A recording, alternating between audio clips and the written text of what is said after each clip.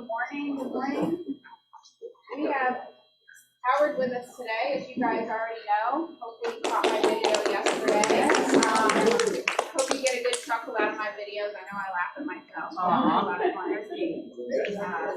for that. So welcome. So tell me something good, please. It's Thursday. I'd love to hear it.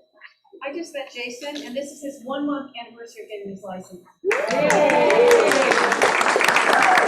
Time flies. It was only just yesterday we were sitting talking about About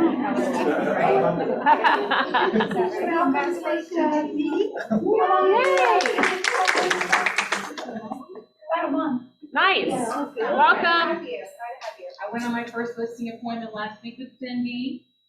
She was a very helpful hand. Nice. Good job. Got it signed. It's friends, so it didn't have to be super formal, thank goodness. So she was a wonderful help, and we're going live to thank you. Thank you very much. And I think I already said in my last meeting, I had a new home buyer that we contract. Well, I haven't closed. That was in August. So I already had I had a closing. My first closing. So all friends and family, and a referral from a friend again. So that's where it starts. Yes. I'm working on it. I just wanted to introduce Rick and Kim Boswell. They and their team are just joining Keller Williams. They have properties. They've been in Keller Williams, but they're joining our market center. And want to give you guys a warm welcome to the Tampa Market Center. They're actually going to be based in our Wesley Chapel Business Center. So they'll be based over there, but you'll see them from time to time being there. So Rick's awesome. More than awesome. Yeah, I've been fortunate that I spend my time there in this office too, so it's been great to have people in that office. So a lot of fun. Anybody else? Anything great going on in their world? Okay, well, let's get to this then. Last Thursday was Red Day. How awesome was that? It was great to see some faces in here that are in our pictures. This one's my favorite one right here.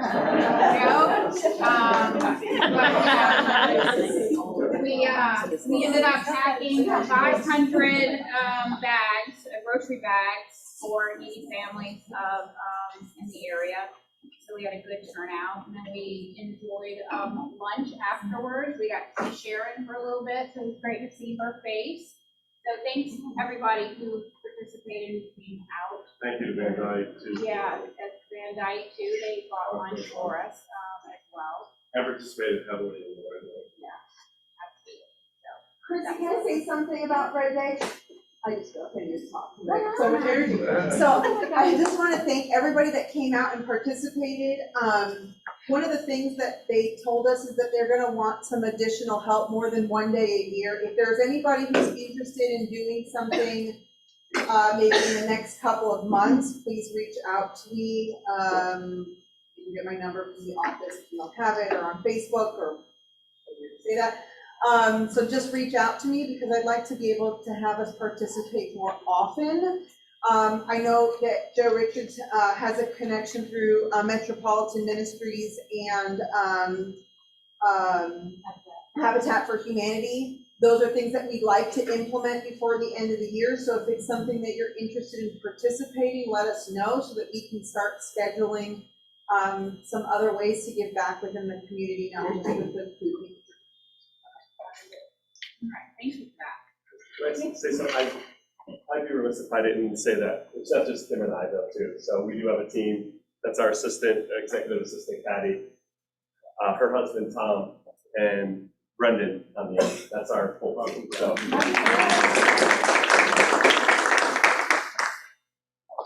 Okay, some upcoming events. We've got on the 20th at 11 a.m. Create Flyers social media marketing within 5 minutes. Commands the 5-minute miracle. Impressive. So if you need some help with that, we'd love to see you at 11 a.m.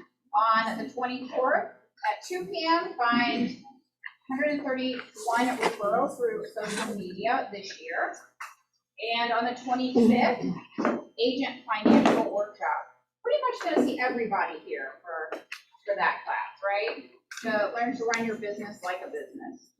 And the 25th at 2, Succeed with Buyers with Brittany and Ashley.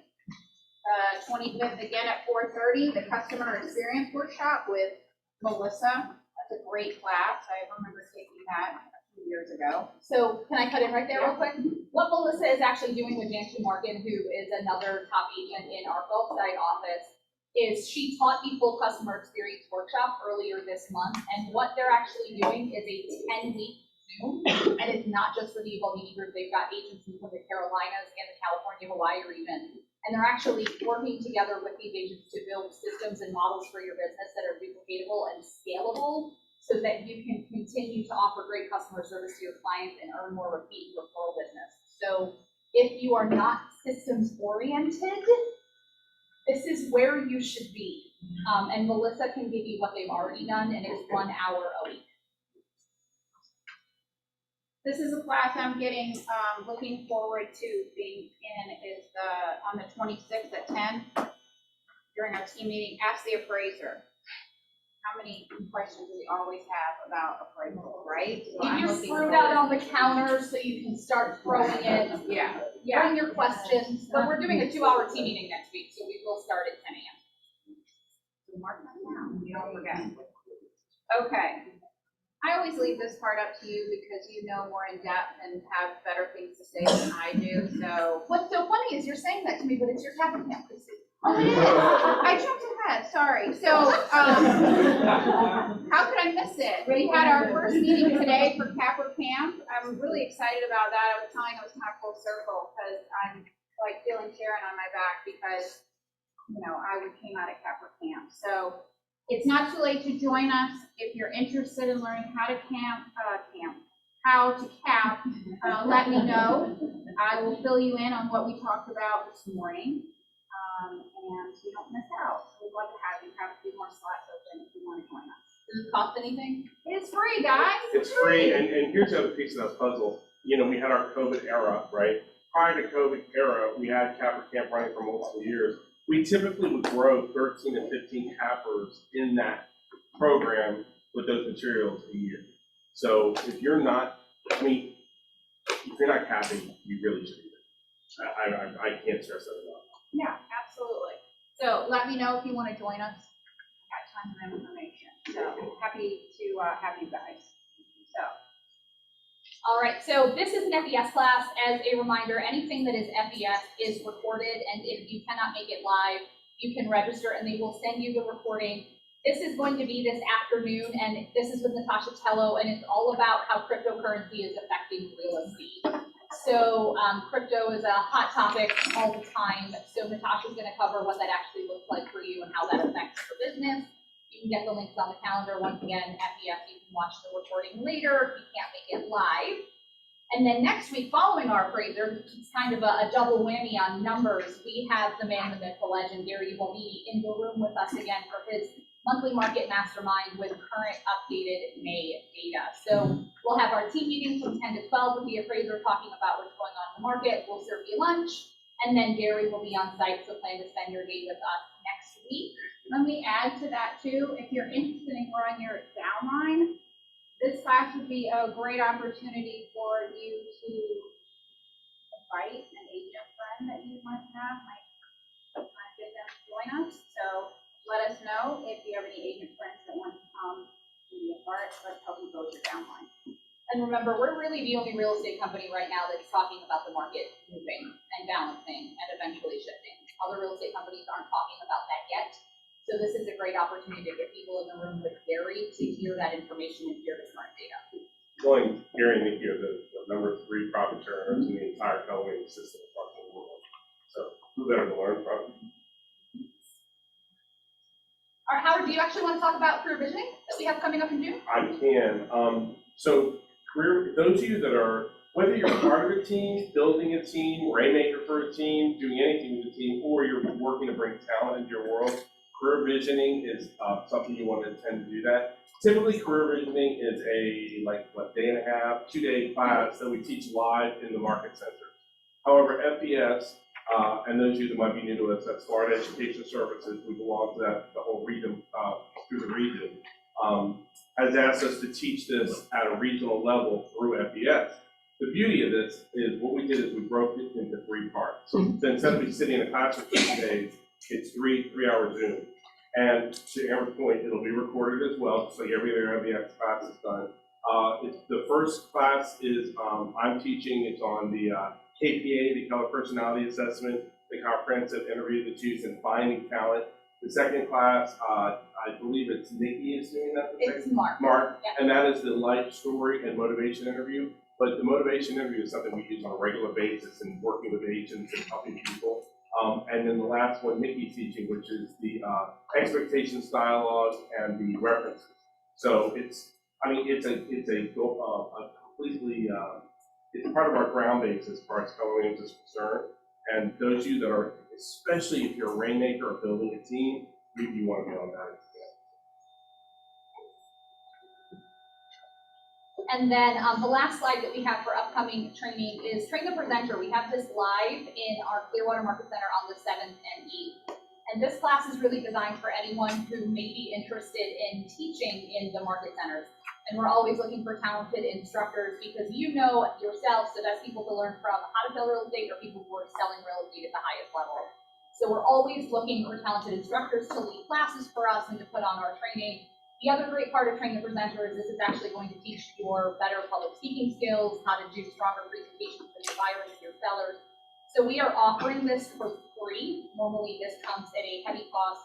And Jackie Ellis, how many market centers does she oversee, Keller? 2, Wayne Beach and Beaufort. So she is an operating principal. That means she owns 2 market centers and she's been in business for 25, 30 years. She is an incredible instructor and she is actually going to teach you how to be an instructor as strong as she is. So if you have any interest in improving your presentation skills or being an instructor in our office, I'm going to encourage you to attend this with Kevin.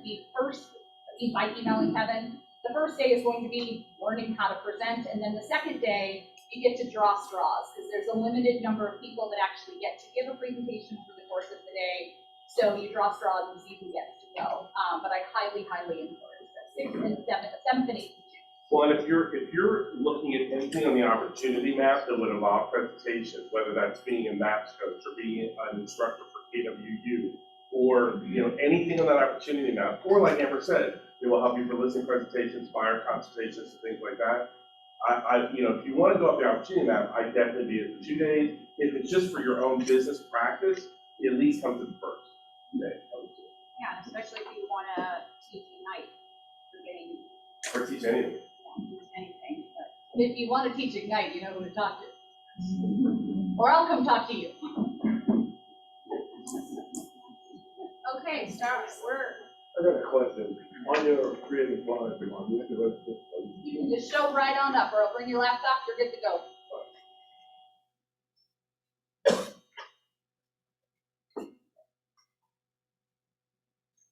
We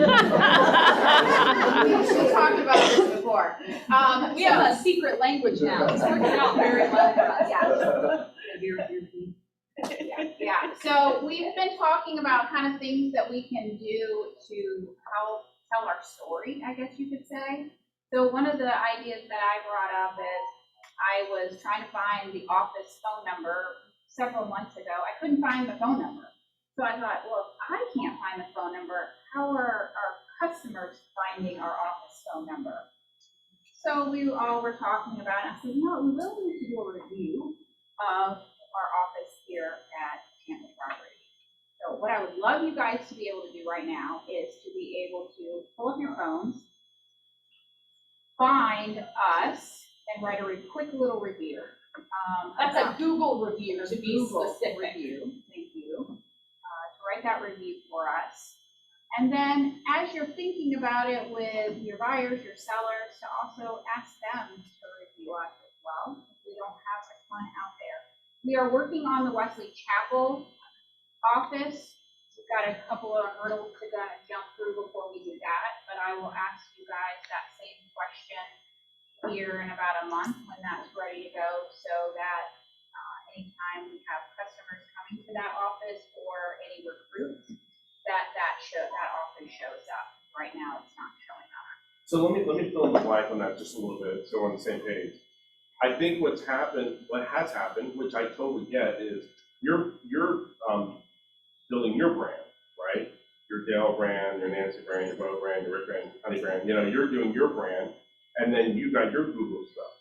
And that's great, because that's what we want. We want people coming to you directly. That's why it's hard to find the office number, because quite honestly, when I was selling real estate in 19 you call the office. You call the office to get me. Nowadays, your number's on the side, your number's on your site. We want to call you. I'm always shocked that the front office line rings as much as it does, because I don't even know who's calling it to figure out.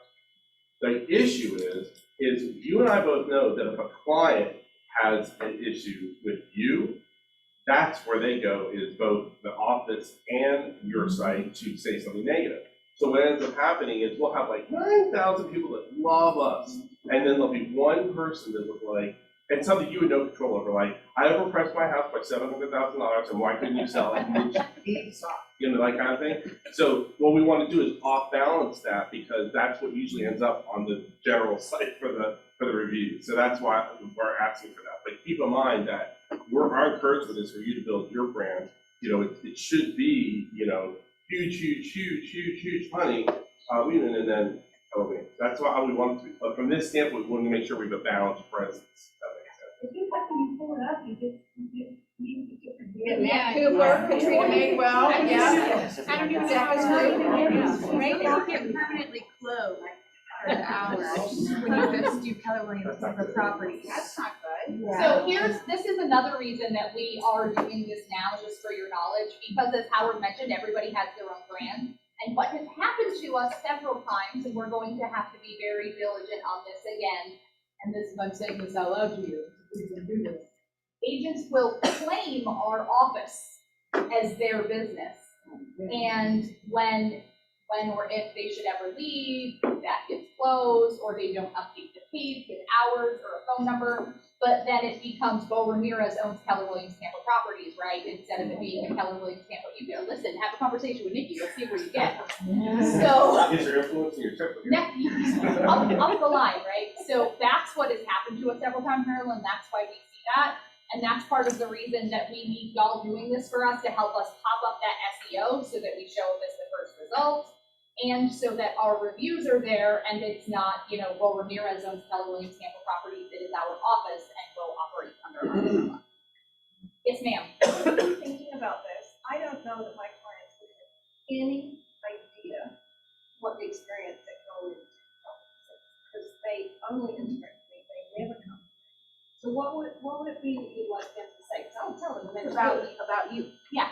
We had a great you're experience, me yeah. on the Right, road. you Got it. As part of our company. Okay, all right. Honey had a great Because you are transaction. Keller Williams today. Right, and I think another plug is Keller Williams, just worked with another company yesterday, and it was painful.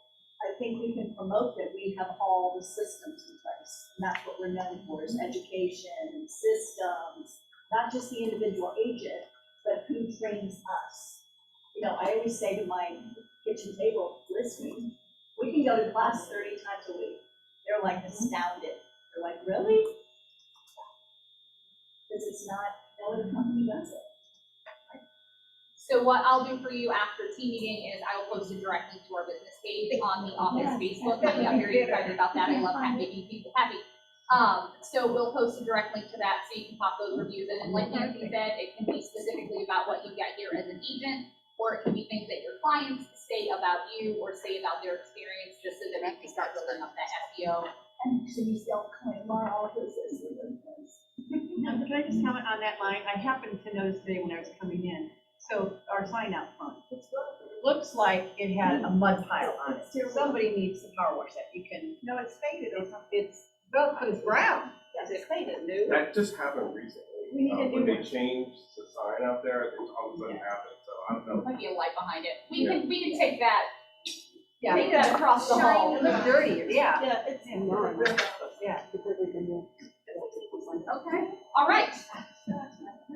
Mr. Weinstein, you have the floor. Awesome. It's all yours. Okay. Everybody say hi, good morning, Howard. Hi, good morning, Howard. It's good to be spending time with you guys.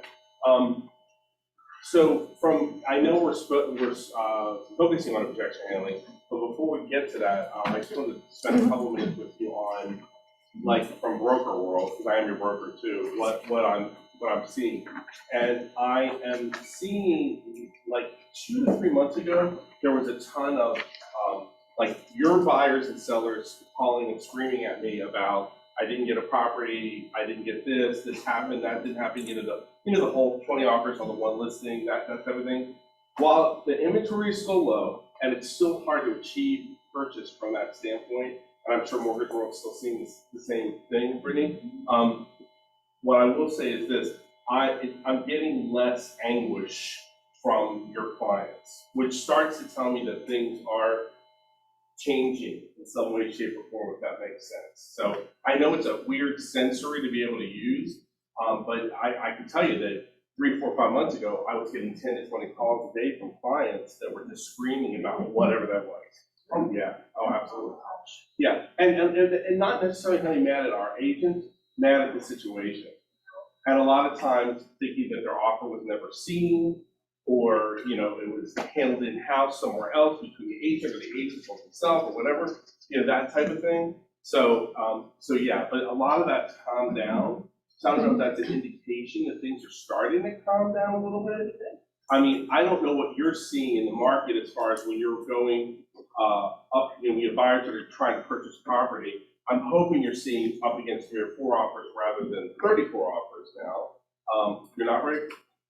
Our last one, we put in May, 28, 35. What was the price?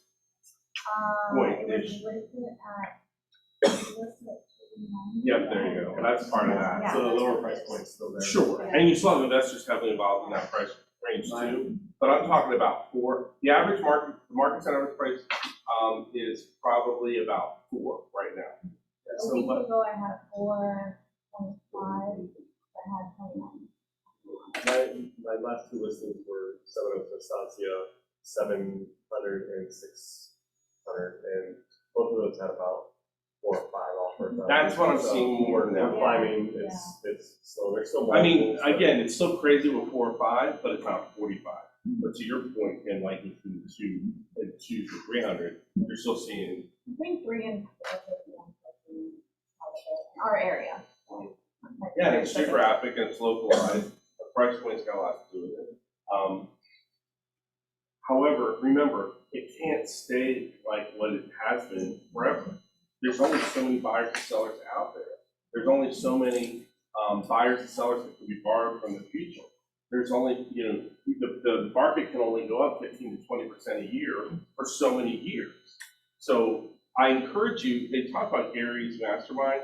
He really, and if there's anything you come to all month, come to that, because he breaks out the stats for Pinellas, Hillsborough, and Pasco at a high level. And then you can see what's going on as far as inventory, how it's changing, what the list to sell ratio is on a much more detailed level. And the reason I'm telling you to go to that and get those stats, and if nothing else to get the stats, is when you're in a listing appointment or you're in a buyer consultation, the more educated you can speak to the client about that before you're actually writing the offer or before you're actually presenting the offer to the listing, the better off you're going to be. Believe it or not, there are still people out there that think, I'll go to Florida and I can buy something for 80% in Florida got deals, like that kind of thing. And like, you're like, what year are you in? You know what I mean? So when I can hold it up and say, oh no, actually, and they're like, well, it's an REO, that means it's cheaper. No, it doesn't. The bank still gives the same money. So if I can hold it up and say, yeah, REOs are still selling at 130% of list price. So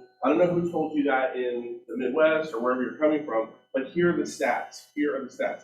And remember, it's the same thing we'll talk about in objections in a minute. If you make the stats the bad guy, then you're not the bad guy. You know what I mean? Like, I'm like, the market is telling us, the market is saying, the market shows us that. Even in Ignite world, when I used to teach Ignite, I would tell agents, I don't care, bring a teddy bear or something and stick it in one of the chairs at the kitchen table and say, and put market around it on the side.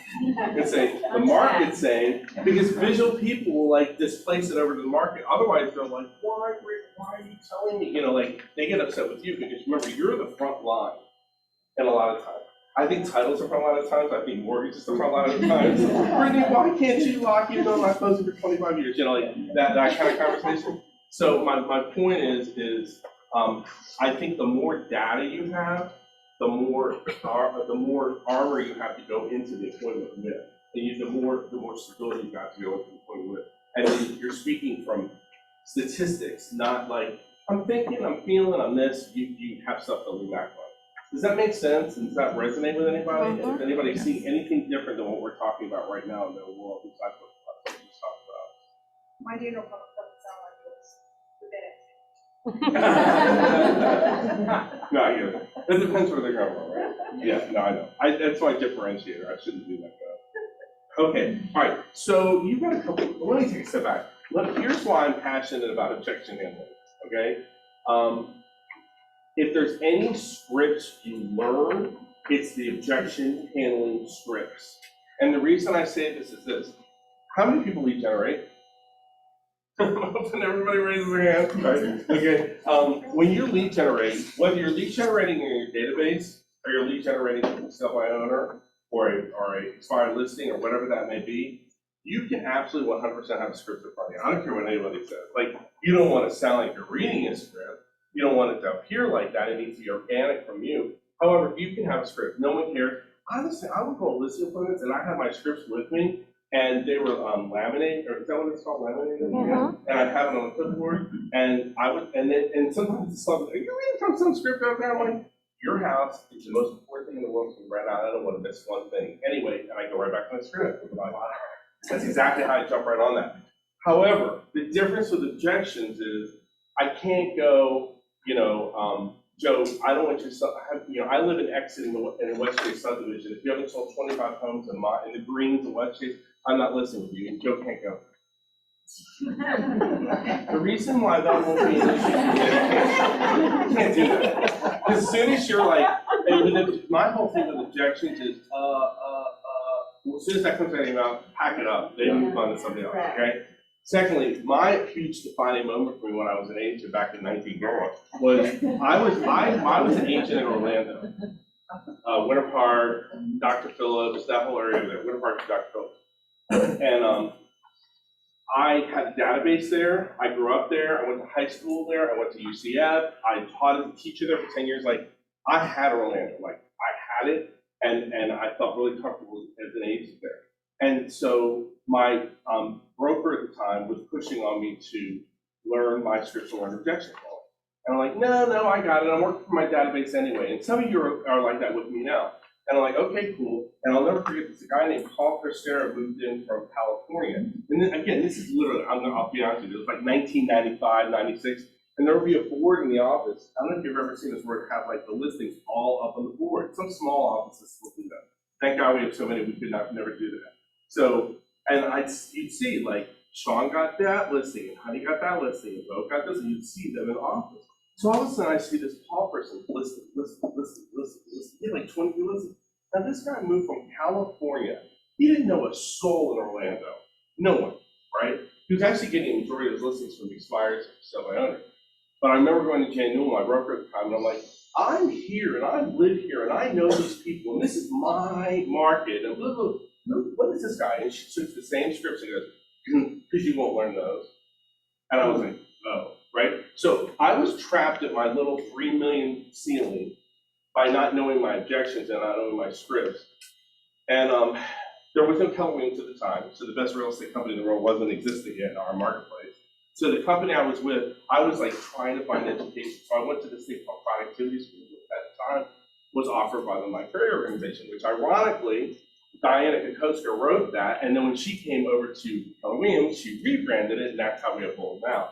So my point is that I went to what we had as goals, learned my scripts, and my production tripled to 9 million. And you're like, 9 million, again, this is in the mid-90s. That's a lot more than it sounds like right now. I promise you that, because our average sales price then was like 100.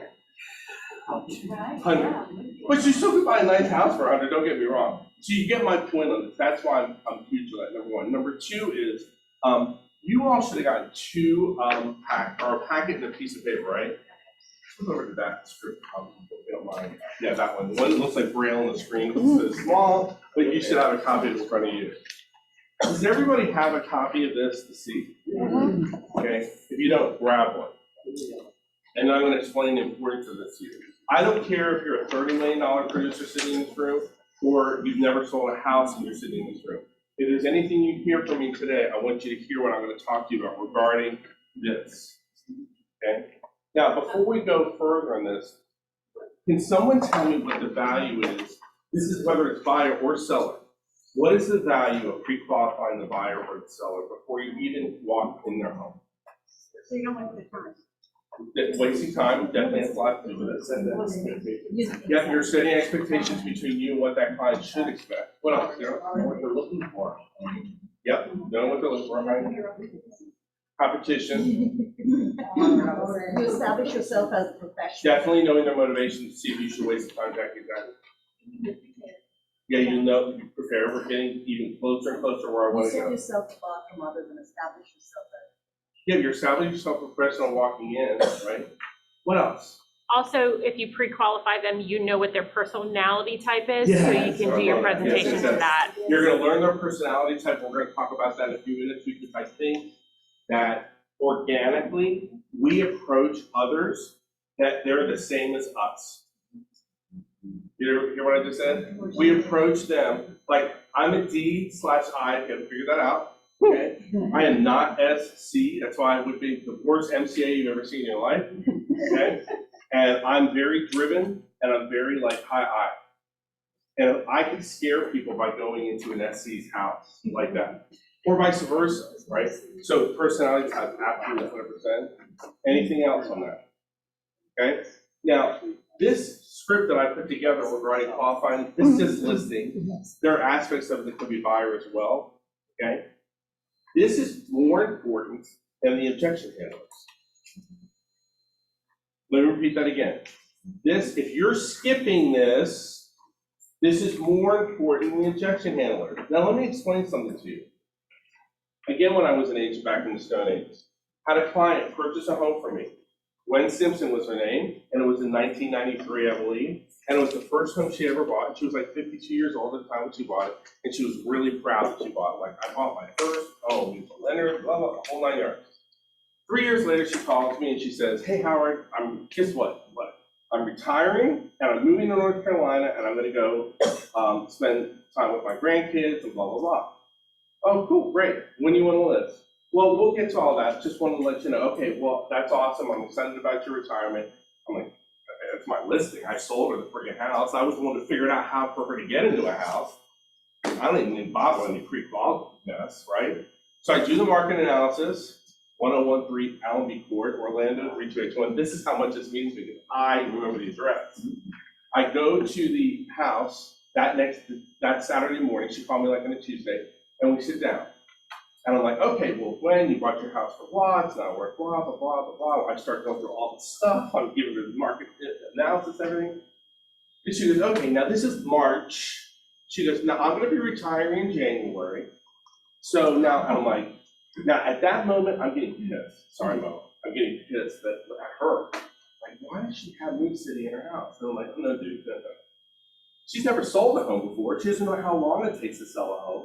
It was my fault for not asking her, when are you retiring?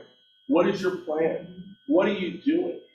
I was in my head like, I had ego guy. Like, that's my listing, it doesn't matter, I'm getting it. So why do I need to bother with a pre-qual conversation? Oh yes, I needed to bother with a pre-qual conversation. So I'm telling you that for a lot of reasons. Don't make assumptions, okay? Secondly, I want you to look at the script for a second, okay? And I want you to look at the third line. What are the three most important factors you'll consider in choosing the agent and company that sells your home? Okay. Now, this could also be for a buyer. What are the three most important factors you're looking for the agent and company that finds your home? Okay. Now, when I became an agent back in 1920, I keep making it earlier, right? I was with a company that was blue, and it was called CB. Okay, and I had a listing presentation. So I go to Bo's house and I sit down and I'm like, here's this and here's that. and we do this, and we do that, and then we market like this, and then you're gonna be in the Homes and Land magazine, that's how old I am. You're gonna be in the magazine, and blah, blah, and the seller's sitting there like with their eyes half closed, like looking at me like, dude, shut the H up and get out of my house, right? And so I'm like, blah, and here's page 46, and I'm going through all these things, right? But I did, I was trained, I did it. Okay, that's probably an issue, okay? Because you know what? He may not care about 90% of it. What are the two things the seller wants to know? How much money am I gonna get? Right, price and commission, basically, right? So that's one thing. Secondly, if I ask you this question, and I want you to star that question and circle that question and highlight that question and underline that question and do everything you can to that question, okay? So, yeah, ask me that question. I'm not paying attention. Jackie, ask me that question. What are the most important factors that you will consider in choosing the agent and company who sells your home? You know, Jackie, I'm so glad you asked me that question. What's really important in your open house is like, I see these open house signs, and I want to make sure that you're going to be able to do an open house weekly at my house. So that's one thing. Secondly, advertising, right? I see these TV commercials, and I see all these, things. So that's going to be important. And then I'm going to want to know how many homes you've sold in my subdivision, right? So I just gave her those three answers, and she would write them down, okay? And you might be like, well, dude, yeah, of course we know to do this. Do we? Do we really do it? Because here's the deal. The answer I get to this question is the blueprint for your listing appointment. Nothing more. Oh, and my goodness, certainly nothing less. Because if I tell her open houses weekly are important to me and we don't address that as a listing appointment, I've canned that one, right? I'm just not even going to consider that agent. If I say to her, my home's worth 1.6, and if you haven't sold at least 20 homes over $1 million, I'm not even considering you. Now, limiting belief goes, oh God, I haven't done that, so I'm not going to do the appointment. Growth-minded mindset goes, well, I haven't, but Nancy has. So maybe Nancy and I are going to co-list this, and I might bring her with me to the appointment, and I've handled that objection before I even got to the house. Let me highlight something for you. I don't want to find out an objection sitting at their kitchen table because it's too late for me at that point in time. I'd rather find it out now on this call.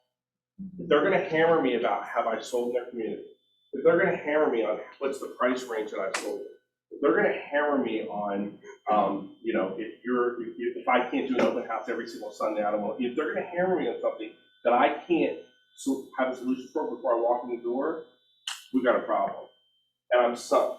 But if I know ahead of time, I'm going to be in good shape. Does that make sense? Yeah. So that's why I'm asking you to ask that before you get to the house, or before you have them come in the office from a buyer consultation standpoint. Like Rick said, setting expectations before the meeting even takes place. So that's why that's probably, if I could walk out the door right now and I just got you 4 more listings, right? Because that question is the most important question you're going to ask in that entire script. There's more. Okay? Any questions on that question? Okay? Now, secondly, I'm going to skip around a little bit, okay? We talked earlier about their personality type, okay? I want you to look at the question on here. Go down to, where's it at?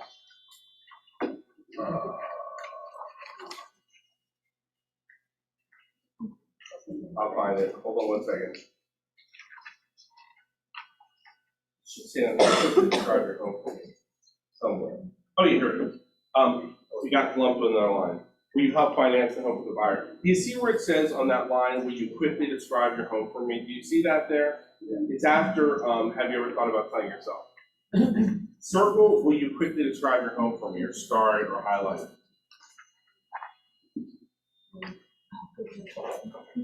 Okay? Honey, role play with me. Ask me to describe a home. Howard, describe your home. Okay, sure, honey. It's over in West Chase. It's in the vineyards. It's 4-3. It's got 2,300 square feet, and we redid the kitchen. Okay? I just described it. Okay? Honey, ask me again. Oh, Howard, can you describe your home? Absolutely, I can. When my wife and I were shopping for our house, We were looking for a house that just, when you walked in, it said, this is home. We walked in the door of this particular house, and let me tell you something. My wife was in tears when we walked in the door. And like, the tile, just in the front, the Italian marble tile that you're gonna see in the front, it just does everything for us. Now, the kitchen, I don't know, it could be a little bit bigger, but, you know, or I'll stop.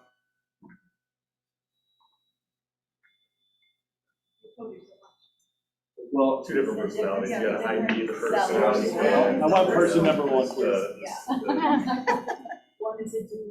So you wanna go in and talk to husband and be like, and talk to wife and be like, oh my God, Right.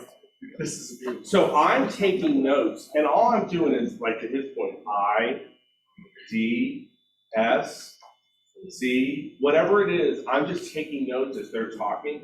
Because I don't know about you, I talk to multiple clients, and I may not even remember what their personality profile is like. And absolutely, we've got to know what that is. Because again, if I was 4'3", 2,700 square feet, we bought it in 2007, and we're moving to London or whatever it is, and you come in and you're like, blah, blah, blah, blah, blah, blah, blah, blah. Because remember, you've read this, people make a decision in connection with you in about how long? 6 seconds. They make that decision really, really, really, really fast. So if you're not keyed in on that and then be able to relate to them, same thing. If I went into the whole thing about when we walked in the foyer and they met the Italian marble tile, and then you walk in and you're like, here's the paperwork, and here's the stuff, and here's this, and I'm gonna go measure, and blah, blah, blah, blah. They're gonna be like, ugh, they're gonna freak out because you're working too fast for them. So I want you to understand that if you don't lock in on who their personality is, now I'm not saying KPA them, right? I'm not saying send a KPA analysis and send it back, like, we're gonna verify your personality. We're not doing that. That would be hysterical. But I'm telling you that, it's funny, when I worked in the region for 3 years, and I worked with team leaders all over the region. And I was in, keep in mind, it's Lee Rosa, he's the team leader in the Aventura Market Center. He's an incredible human being, just incredible. And he wasn't recruiting, he couldn't recruit, especially producing agents. And I sat in 2 of his appointments, and he was recruiting the agent to what his personality was like. I'm like, Lee, dude, like, you're talking to everybody like you talk, and you have to be able to adapt to them. You've heard of NLP, neuro-linguistic programming, mirror matching, all that stuff. I'm not saying you have to do it to that level, but pacing makes a difference. Detail makes a difference. Prioritization makes a difference. All those things make a difference. So my point is I want you to key in on that. And actually, for every question on here, I want you to key in on that too. And what does that cause you to have to do? Slow down. I'm the worst. You know, when you call me about a question, what's the issue? What's the problem? What does the client want? What do we do? You know, that's how I am. And I have to slow down, right? That happens in mortgage world too, I'm assuming, correct, John and Brittany? I'm assuming it happens, right? Yeah. Without a doubt, okay? All right, so let me point out a couple other things on here I want you to look at. If what I say makes sense and you feel comfortable and confident that I can sell your home. Now you see those dots, right? The dots are embedding commands. Embedding commands, right? So that's how we have this separated out. Secondly, what is this right here? This question, if what I say makes sense. What are we doing here? Trial close. If they say yes, you know what? You're done. If I tell Rick yes, he's gonna, next thing should be, okay, should I be there at 3 today or 4 tomorrow? We're done. I'm not done anyway. Tell me again. No. We already know somewhat the pre-qual. We've done some of the motivation because when we set the appointment, we asked, what are you doing? What are you trying to do? Downscaling, upscaling, moving, what? So if you can close me then. Okay, next. Do you plan to interview more than one agent for the job and sell your home? Why do you want to know the answer to that? You want to know who you're competing with.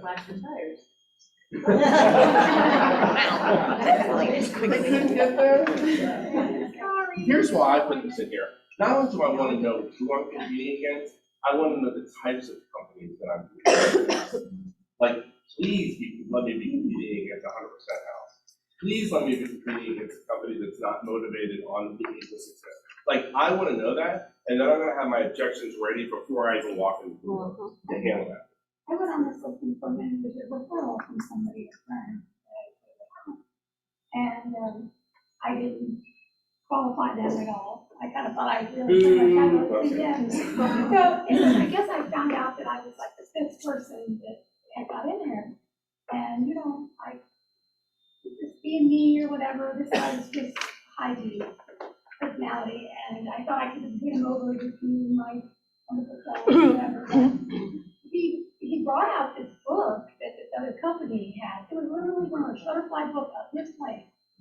That it had like the cons and everything, and he showed it to me. It just made me feel like, wow. Yeah, and we have anything like that through Command that you can possibly want, Yeah. even through luxury. But the reason I'm telling you this is what's called doubt drops. Does anybody know what a doubt drop is? It's kind of like a slice. If someone tells me, let's just say, and I don't know if there's any guests in the room, I'm gonna pretend like there's not. And if there's a company that starts with an R and ends with an X, it kind of is a balloon. Okay, I apologize if anybody's in the room. Okay, but if I know I'm gonna keep competing against them, I'm not gonna use their name in the appointment, but I am gonna say, you know, there are companies out there that are not motivated to sell the home based on the success of A, you selling it, and B, your net, or your, you know, what you get for the house. Versus at Keller Williams, I'm motivated to get as much as I can for your home and to get the house sold. Versus in a company where they just charge a desk fee, and whether your house sells or not, they don't really care, because they're getting the same amount of money, whether it's a transaction fee or it's a desk fee. Okay, does that make sense? Yes. So I'm educating some. This is only if they bring that up on the pre-qualification. I'm not gonna put it in their mind if it doesn't come up, but if that comes up and I'm competing against, like, you know, future homes, let's just say, right? Where they're just charging X dollars per transaction. Well, again, whether you get $750 or $7 for your home, they don't care. They're getting the same dollar, right? Now, we all know you're getting capped and you get 100% and blah, blah, blah, but the client doesn't know that. The client only knows what they were covering. Someone have a question? So what happens when you're in the appointment and you know that there's several agents that are going to be there at the same time and you're walking through the house and you are, how do you? Does that happen? Yeah. I've never had that happen in 30 years. But what I would say is this, a lot of people ask me, where should I be in the lineup of agents that are they're interviewing? I'd actually love that. Do you need a buyer? No, she's talking about a for sale by For owner. sale by She's owner? not talking about it. She went to. So, I mean, how do you, Oh, okay. how do you do an introduction or like talk to the owner? The owner's gonna be there. I asked for a private time to meet. This is the biggest expenditure you're selling in your life. I think you owe it to yourself to have a private meeting, so you can understand why the largest productive real estate company in the world should be handling your transaction. That's how I handle that. Okay, moving right along. The next parts are like, tell me, next are all motivation. Where are you moving to? Why are you moving there? How soon are you going to be there? What I do listen for on this is that they tell me one thing when they set the appointment, and are they telling me something different today? Because if they're, I'm not saying they're lying, but I am saying if they're giving me different information, it kind of tells me a little bit about, are we really, my time is money, and I don't want to play games with my time, okay? What would happen if your home did not sell? Like, what do we want to know there? Are they truly motivated? Are they in a short sale scenario? Have they not paid their mortgage? If it's a couple, is one person moving to another state, and another person's gonna get left here with kids by themselves? Like, that's what's gonna open up all those questions, or all those answers to that particular question. Okay, as a professional real estate agent, I love this one. I study homes and prices every day. Therefore, I'll assume you'll list with me the price will cause your home to sell. Now, this is important because we're in a situation right now where people are like, my house is really worth $650. Hey, let's put it for $920. Let's see, right? Because they're like seeing that things are selling really quickly.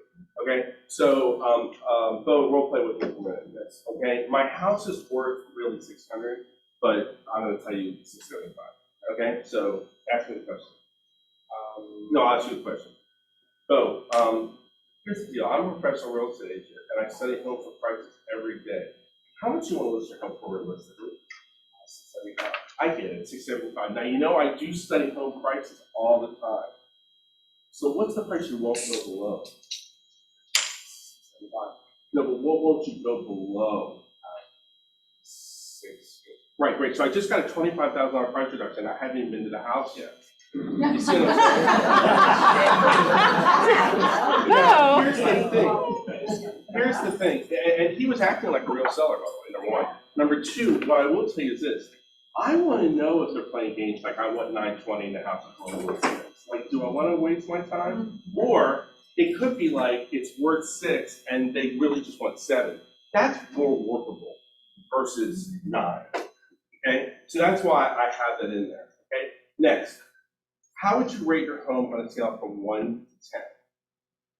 Okay, now I asked this question, let's get another role play. Julia, how would you rate your home on a scale from 1 to 10? Well, But realistically, how would you rate it? I mean, it's in a real thought out area, great school district, I mean, 10. I love my home, I updated it, I've done a lot of things, and, Is there anything positive or negative I should know about it? Like, is there anything that's not changeable, that if you could change, you would? Not, Hmm. because I've always wanted a larger utility room, but the way it's set up, it's an area, so like, I have to. Okay, and I'm gonna let her talk. She's gonna start to come up with these. Now, most people don't say 10, by the way, they usually say 8 or 9. That's what I find, okay? There's usually something, right? But she's starting this utility room, there's a this, there's a that. She'll start to say certain things because I have built homes for people, like, we buy the lot, we have an architect, like plot out, like, it's this many steps to the, like, I've seen it all. And they still get in the house, and 2 months after they're in, we had only done blah, or we only had made the kitchen bigger, or we only did the, like, there's something, they're always gonna come up with something, right? And so what am I gonna use that information for? I'm gonna use it a couple times, 3 actually. Well, not even, what about before that? Just setting the Setting the price. Pricing, right, okay? Then if I needed price reduction, then I needed negotiation, right? Now remember, a lot of this is written in a normal market, not in the market we're in today, I'm just being honest with you. But you'd be surprised how it's starting to come into play even now, because people have gone so far above what their house is worth.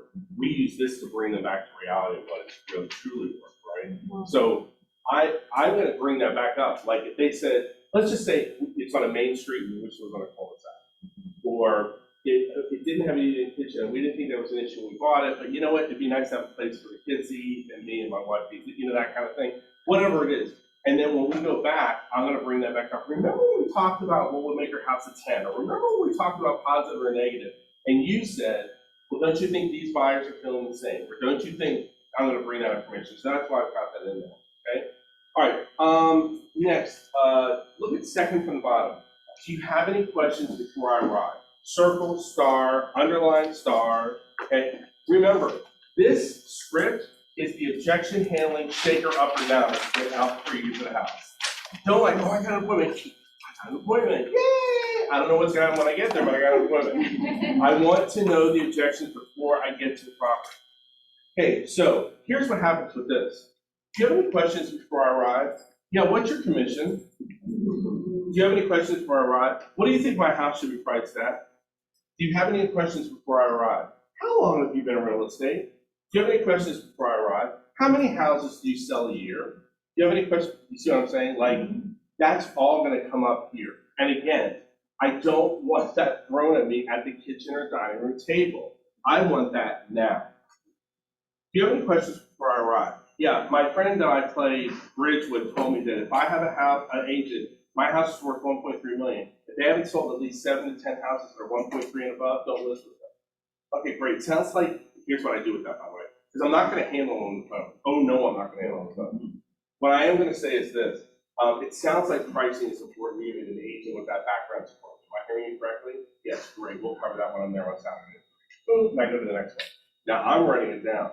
Ring, agent, luxury, certified, he's already done 10, you see what I'm saying? Like, I'd rather co-list a $2 million listing and get 50% of the listing than get told, you know, get out of my house and you don't have the background. Okay? If my house is in Ravinia and I want an agent that's sold 5 houses in Ravinia already, I'd rather list with an agent that's already done that area if that's just gonna be their objection. In other words, find this out now. Because too many people live in what a coach said to me in the past, a prisoner of hope. Okay, you got the appointment, then what, right? Okay? Howard, Yes, but generally you're not answering those. No. You're kind of addressing that question, okay, that's all. good question, and here's why. Here's the thing, I'm not gonna handle objections on the phone unless, the only way I will is if they're like, I'm gonna cancel the appointment unless you give me the answer. I can tell you on one hand that's happened in 28 years. But what they do wanna hear is that you acknowledge that that's a concern or something that's important to them before you even get to the property. Because otherwise, they don't think you're hearing them. And I think the biggest mistake we make in working with sellers and buyers is we ask the question, but we don't listen to the answer. And if any way to turn off the client is when they think you haven't heard them. So I don't handle it, but I affirm it and I acknowledge it. Any other questions on this? Okay? Now, I know we don't have a lot of time left, but here's the deal. I put in this packet for you what I consider, and ignore the first one, the market plan, right? Because I don't care if you list the house for 3 days, if you can sell it, doesn't matter to me, okay? You don't get any more money for having a longer listing period, right? Everything else is pretty applicable, but what I did was I put every objection handling technique next to each one, okay? Because I know we only have a few minutes left here. I would take a special look at the for sale by owner one, which is the second one. Okay, really get a handle on that, because that could be a huge opportunity for you to do this. I would look at the next one, it's very applicable in today's market, let's high, we can come down later, because we talk about the whole concept of when a listing is new, that's when it's the most prolific on the market. So I would definitely spend some time looking at that. We want to think it over. Let me just say this to you when we want to think it over. What do you think we want to think it over means? They're not satisfied with what you've told. You said something that didn't jive. They're not satisfied yet. Right? There's something you said that didn't work. So it could have been the price, it could have been the commission, it could have been your experience, it could have been, so I love this. We want to think it over. Rick, that's fine. Let's think out loud together, because two minds think better than one, right? Let's think out loud together. Tell me what you're thinking about. And then you're gonna get, well, you know what? You said 745, I had an agent here last night that said 865 all day long. Okay, let's discover why they might have said 865. Other than price, is there anything else? Yeah, you're eliminating. You're isolate too, isolate. Yeah. Or compartmentalize. Okay. I have a friend in the business, we all have that because now everyone's got their real estate license again. Another agent said that he get me more money. I do want to bring this up to you. We bring laptops on appointments in this day and age, right? You're going to be a printed market analysis when you go to the property. But when someone says, Susie with Remax said they can get me 865, and you're telling me 745, and you feel strong that that's what you listed at. What I do is I open up Stellar, and we go, let's do this together. Clearly, you're concerned about the value I brought to you regarding the home and what it's worth. So we're going to do a market analysis together. Let's do it, because it's kind of not that hard, right? How many bedrooms? 4. 3. How many square feet? 2,700? 2,600? Like, we know how to do a market analysis. And I have the seller type it into Stellar with me sitting right there. And then, criteria.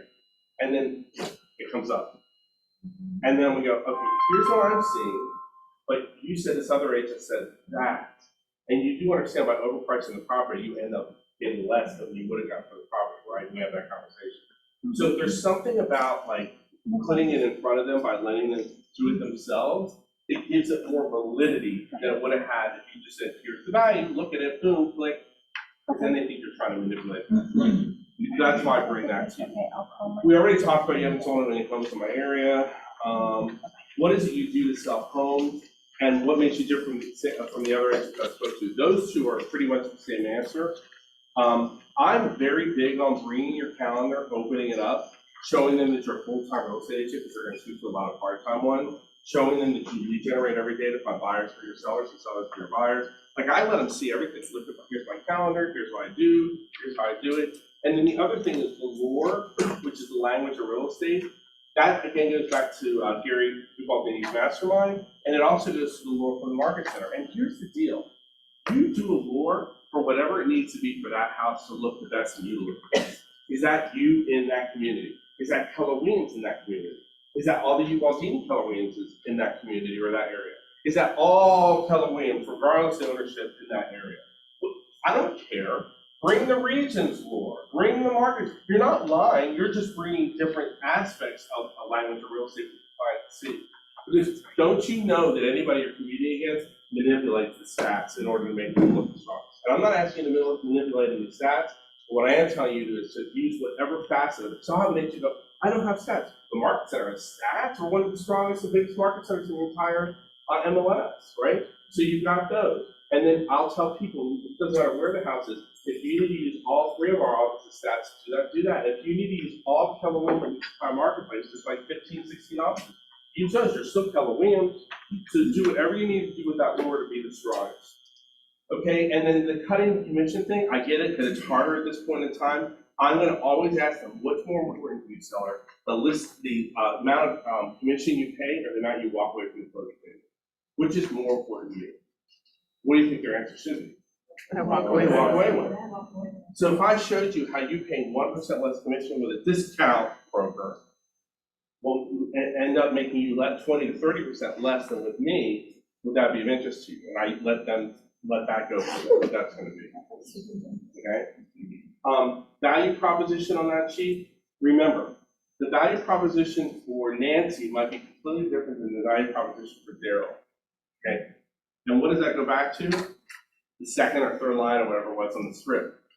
What are those 3 important factors you look for in an agent company selling home? That's their value proposition. Don't assume that the value proposition that you would want is what they would want, because what's important to you may not make a hill of beans difference to them and vice versa. Okay? That's all I got. Thanks, guys. Do you have any questions for Howard? We've got about 2 minutes. Questions? He sat down, he's done. No, if you have questions, I'm here. Did you ask for the first slot or the last? I'm sorry? When you were going for an appointment? I will go first. First, right? But I can close, right? So I didn't worry about that. So if a person pushed on me and said, well, I don't want to list with you until I see her and him, then I would set another appointment with them. And I'd say, well, don't you owe it to yourself to look at all 3 things together after you to be able to compare? And then I would sit with them with the other 2 presentations and hopefully close again. Sometimes yes, sometimes no, but I usually want to be first because the last thing I wanted is for them to meet with another person and go ahead and list with them on now. Now, I can tell you on more than one occasion, I've had a call another agent with another company and say, sorry, I'm listening, but you're welcome to bring a buyer to the home, which isn't a fun call, yet I'll do it if I have to.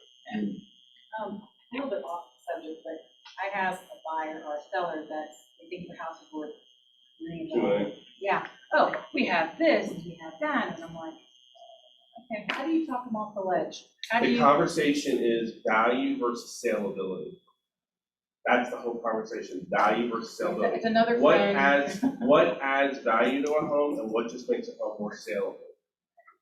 Right? I mean, there's certain things that do not add any value to a home, but it makes it that much more saleable. Right. So that's the conversation I have about I that. know it's nice, but it may not be nice to somebody else. Right.